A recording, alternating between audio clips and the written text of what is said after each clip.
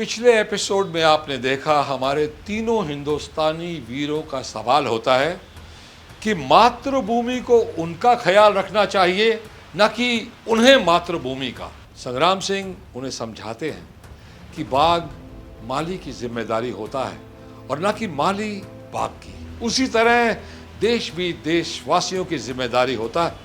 देशवासियों को देश का ध्यान रखना होता है और अगर वो सही तरीके से इसे पूरा करते हैं तो बाग की ही तरह देश से भी खुशबू आएगी, उसमें भी फूल लगेंगे, फल लगेंगे और देश फलेगा फूलेगा। बात हमारे तीनों नौजवानों की समझ में आ जाती है, लेकिन शायद वो अभी भी पूरी तरह से कन्विंस नहीं होते।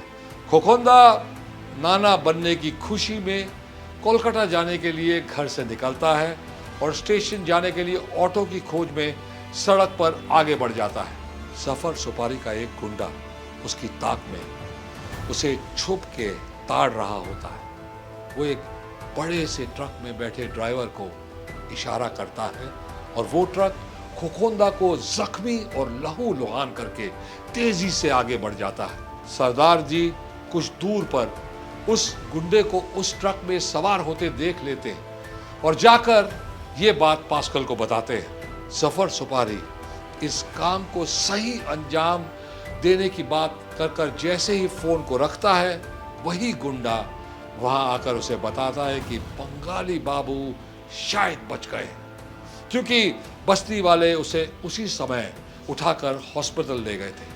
सफर सुपारी ये सुन गुस्से से पागल हो जाता है। वो ये भी बताता है कि शायद उसे सरदार जी ने देख भी लिया है।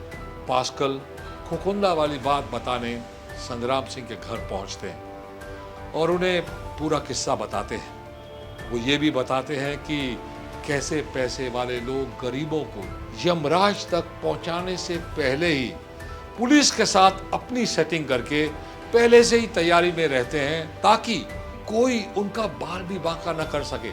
कैसे ये पैसे वाले पहले से ही एंटीसिपेटरी बेल का कागज अपने हाथ में थामे रखते हैं और कैसे पुलिस उनका साथ देती है। संग्राम सिंह इस बात से पूरी तरह इत्तेफाक नहीं करते, जिसे सुन पास्कल की आवाज जज्बाती हो जाती है और वो कहता है, एक नया कानून बनाओ कप्तान साहब, गरीबी नहीं गरीब को ही हटाओ।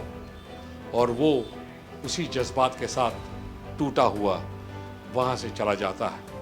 अब आगे